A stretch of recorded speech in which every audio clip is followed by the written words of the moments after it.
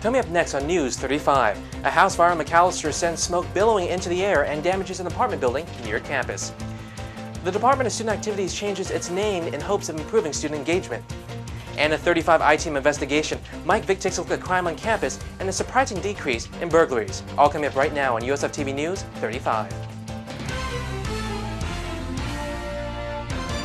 From USFtv, the most comprehensive news coverage for the University of San Francisco. Your campus news and information leader starts right now. You're watching USFtv News 35. Thanks for joining us. I'm Bobby Lee. Our top story, a two-alarm house fire in McAllister, Masonic damaged a multi-unit apartment building. The fire broke out at 2:30 p.m. on January 28th and was quickly brought under control within 20 minutes.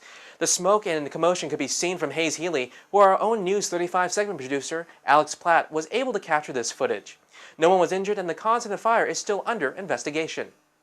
A shooting on Geary and 3rd leaves 2 people wounded, one with life-threatening injuries. The shooting took place on Saturday, February 4th at 6:30 in the evening in front of the Cragen's Auto Parts store. Police are not sure what exactly happened, but they do believe that the shooting is possibly gang-related. The suspect fled the scene in the vehicle and was last seen driving eastbound on Geary Boulevard. The Department of Student Activity recently renamed their department in hopes of improving student engagement on campus. News 35's Rochelle Lozano takes a look at the name change and the reason behind it. I'm standing in front of University Center 115, right across from Jamba Juice, where students can get involved in a variety of student activity opportunities and engage in leadership. A number of changes have occurred in what was formerly known as the Department of Student Activities, such as a new director and, of course, a new name change to Student Leadership and Engagement, in hopes that student leadership and engagement can increase student involvement and, more importantly, student leadership. So who is responsible for the decision in renaming this department, and why the change?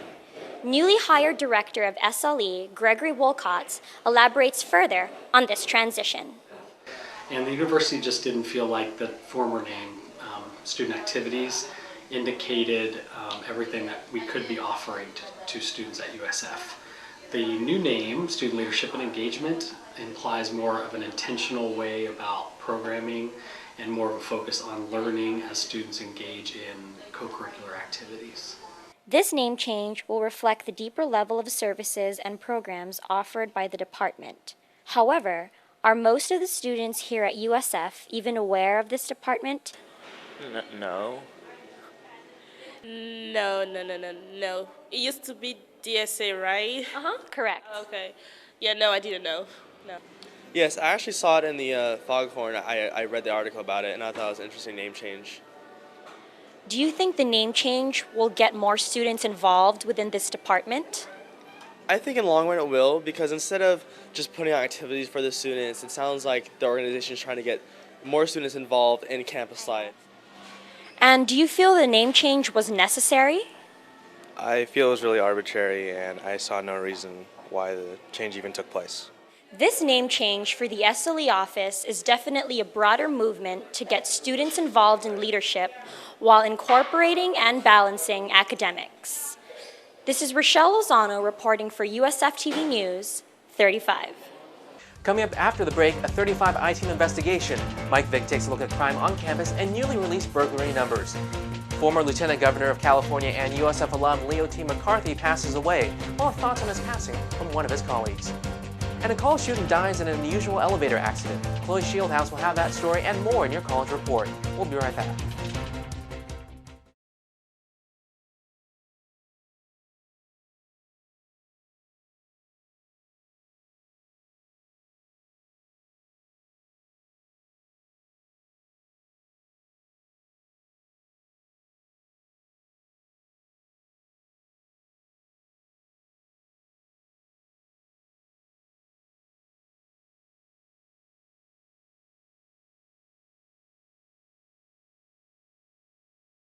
While major crime around campus is rare, USF students often complain about their perceived lack of safety on campus, especially at night.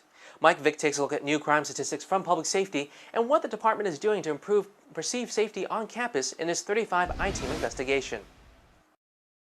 Tucked away in a corner of the University Center is an important office that very few students ever visit. The Department of Public Safety is charged with the task of protecting the university community from a wide range of threats. Their work in the past year has paid off with a dramatic decrease in burglaries on campus. News 35 has obtained yet-to-be-released 2006 crime statistics. These preliminary numbers show a marked decrease in burglaries from last year. There were 29 burglaries on campus in 2006 versus 57 in 2005, a decrease of almost 50%. Public Safety Director Dan Lawson says he did not see as many burglaries in the residence halls in 2006 than in the year prior, but he does face the daunting challenge of not only protecting students, but also educating them about their safety. And generally, again, these can be prevented. Keeping our doors locked, making sure that our computers are never left unattended. So these are some of the major issues that were involved. Lawson says that part of his job as director is to make students aware of crime and educating them about just how to stay safe. We've had in the past a model of a crime-fighting model in the United States, which hasn't really worked very well. And that crime-fighting model has separated law enforcement from the community. They're strictly responsible, or feel that they're strictly responsible, for just making arrests and fighting crime, when the public really is asking for so much more. But does perception really meet reality?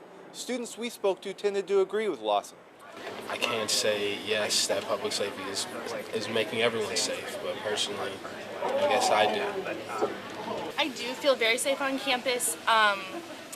I've never been followed or anything like that, and I come home a lot late at night from work, so I feel like it's pretty safe. So I feel very safe in our dorm room, and walking around campus, there's always public safety officers driving around, especially late at night. So I'd say I feel very safe on our campus, especially in a major metropolitan area like San Francisco. Lawson says that the department is working on several initiatives that will improve students' perception of safety on campus.